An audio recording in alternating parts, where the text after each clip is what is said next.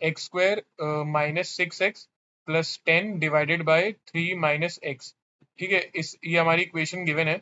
इसकी हमें minimum possible value बतानी है, और ये गिवन है कि जो x है x लेस देन 3 होना चाहिए। ठीक है, इसके लिए हमें बताने हैं। ठीक है, मिनिमम पॉसिबल हम इसकी कैलकुलेट कर सकते हैं। ठीक है, चलो पहले तो फैक्टराइज करके देखते हैं फैक्टराइज होता है नहीं। ये ऊपर वाला टर्म है, ऑब्वियसली दिस वुड इन, ये फैक्टराइज तो होगा नहीं। ये x square minus 6x plus 10 है। अगर आप स्प्लिटिंग द मिडिल टर्म या प्रोडक्ट मतलब किसी से भी करके देखोगे, 10 तो 5 टूजा ही आएगा, और फिर उससे 6 बनेगा नहीं। अच्छा, इन केस में हम क्या कर सकते हैं, x की वैल्यू लेस देन 3 हमें बता दी गई है, तो 3 तो डालेंगे तो 0 होगा। हमें चाहिए कि मिनिमम आ जाए। चलो इसको वो कर देते हैं, डिफरेंशिएट कर देते हैं। अब जिसको डिफरेंशिएट नहीं पता है कैसे करते हैं, मैं दूसरे मेथड से भी बताऊंगा इसके बाद। पहले मैं डिफरेंशिएशन से कर देता हूँ। डिफरेंशिएशन में देखो क्या होगा, जब डिवीजन वाला रहता है तो नीचे का तो मैं होल स्क्वायर हो जाता है, और ऊपर वाले का कितना हो जाएगा, 2x minus 6 into 3 minus x, और माइनस नीचे वाले का हो जाएगा -1 into x square minus 6x plus 10। ये इज इक्वल टू 0, तो ये डिफरेंशिएट करके आ जाएगा। ठीक है, अब इसको मैं सॉल्व करता हूँ आगे। तो ये हो जाएगा 2x माइनस 6 हो जाएगा, और ये तो as it is 3 minus X ही रहेगा, 3 - x, और ये +1 हो जाएगा, और ये x square minus 6x plus 10 हो जाएगा। इसको हम फर्दर सॉल्व करते हैं तो 2 3 यहाँ से 6x निकलेगा, -2x स्क्वायर निकल जाएगा, -18 निकल जाएगा, प्लस 6x निकल जाएगा, प्लस एक्स स्क्वायर निकल जाएगा, -6x और प्लस 10। 0 कैंसिल आउट हो रहा है, -6 और +6, और कुछ कैंसिल आउट हो नहीं रहा है। ठीक है, तो बच क्या रहा है, ये एक्स माइनस एक्स स्क्वायर यहाँ से बच जाएगा, इसको यहाँ लिख लेते हैं, ये -x स्क्वायर बच रहा है।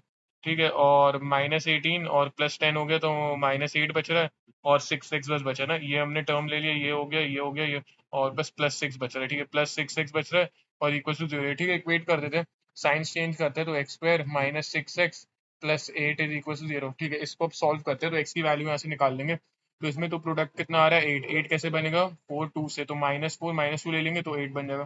तो x square -4x -2x plus 8 की वैल्यू 0 के बराबर हो गई, तो x -4 -2 x -4, तो x -2 या फिर x -4 हो जाएगा। तो यहाँ से x की दो वैल्यूज निकल के आएंगी, 2, 4 डाल के देख लेते हैं x की वैल्यू इसी में।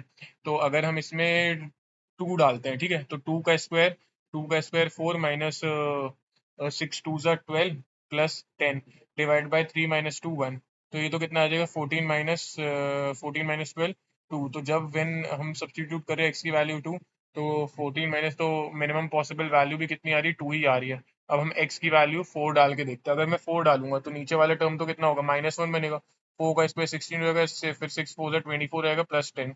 तो इधर कितना निकल गया, 16 10 आ जाएगा, 26 में से 24 गए, 2/-1 तो -2। तो इसमें भाई नेगेटिव आ रही है -2। ठीक है, तो मिनिमम पॉसिबल चाहिए थी, तो नेगेटिव में -2 ही आएगी।